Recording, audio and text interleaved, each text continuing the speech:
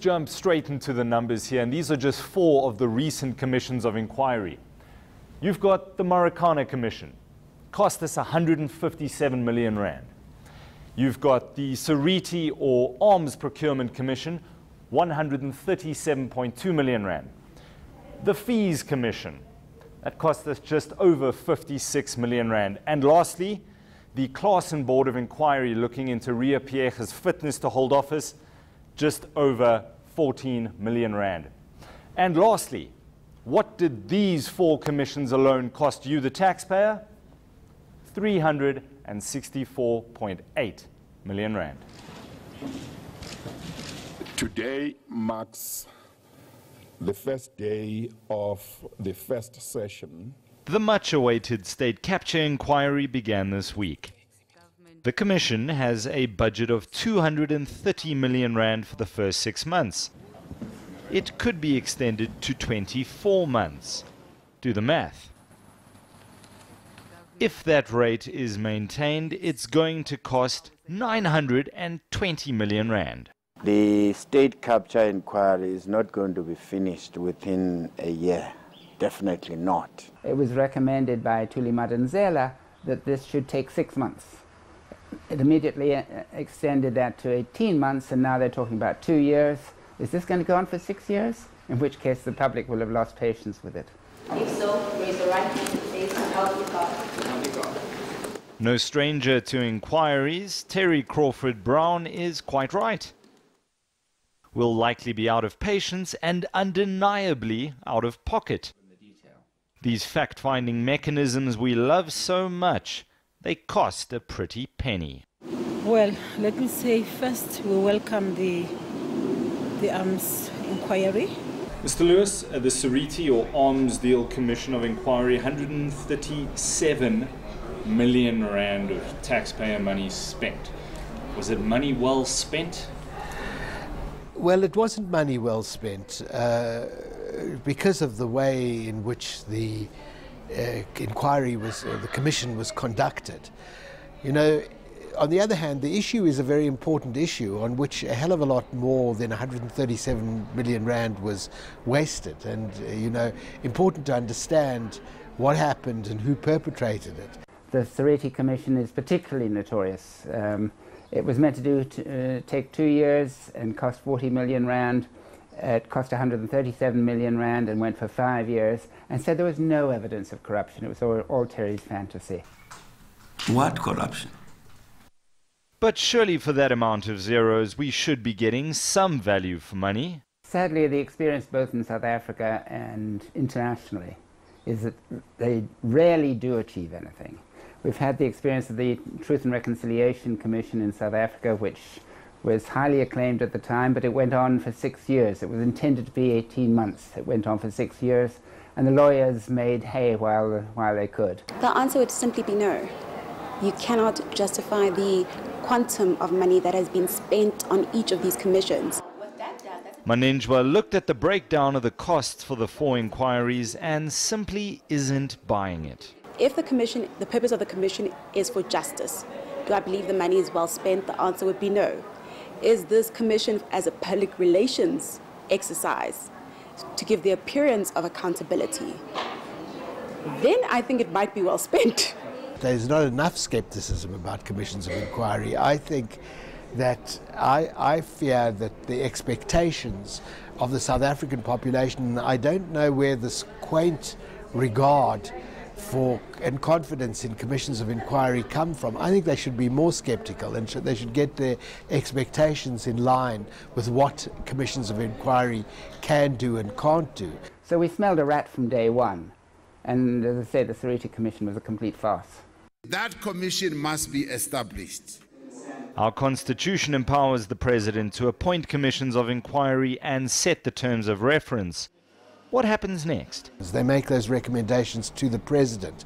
Very often the president who appointed them is really not interested in arriving at sharp, implementable conclusions. The president, many people don't understand, is not even forced to release a report of a commission of inquiry. He owns the commission of inquiry. In reality, commissions of inquiry are simply a place to park a political hot potato. In mid-2016, then President Jacob Zuma appointed a commission to investigate the feasibility of fee-free tertiary education. We know from figures from the Department of Justice and Constitutional Development that over 56 million rand of taxpayer money was spent. Commissioners and evidence leaders got 38.5 million rand. 4.3 million rand was spent on transport and accommodation, and 650,000 rand was paid for the venue. Is it justified? Can't community halls be used? Why do we need to have particular venues? You've got to think, remember Life Esidimeni was in Houghton. Did it need to be in Houghton? Couldn't have been in Soweto. After all of that money was spent, Zuma overrules the recommendations of the multi-million rand commission. The track record of President Zuma is appalling. You can also go back to the Marikana inquiry. We have not heard what kind of implementation strategies and policies he has put in place, although there were some recommended.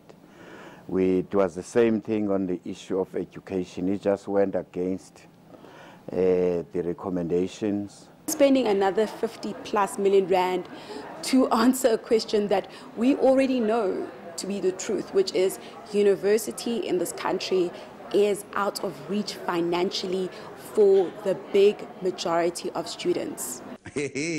Let's hypothetically say government never spent the 56 million on the fees commission and instead paid tuition fees for students.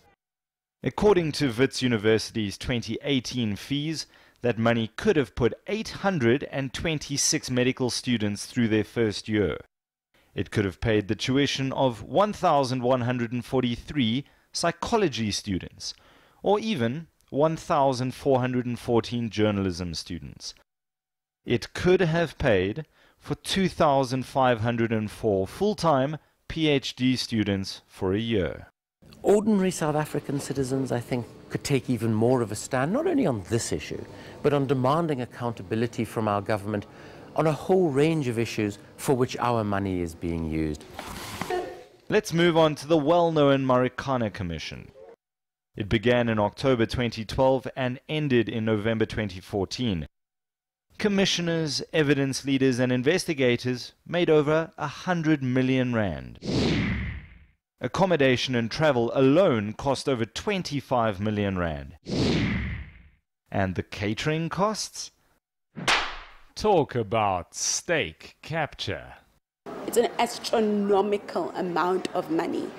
2 million rand just on food. How many people were eating? Did food go to waste? These are questions that must be asked.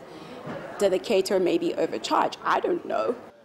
I asked Lewis if we're not just throwing good money after bad, but costs, he says, are inevitable.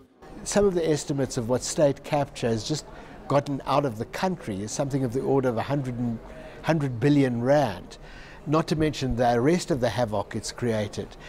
You know, 100 million to mount a commission of inquiries could be argued to be cheap at the price, you know.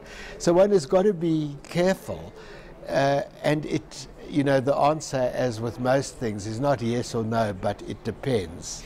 Enough is enough. This is our money. You were elected to represent us. Let us now find out what you are doing with our money. Running concurrently at the moment is the State Capture Commission as well as the SARS Commission of Inquiry. On top of this, President Ramaphosa recently announced a new Commission of Inquiry into the Public Investment Corporation. The public price tag is going to be immense.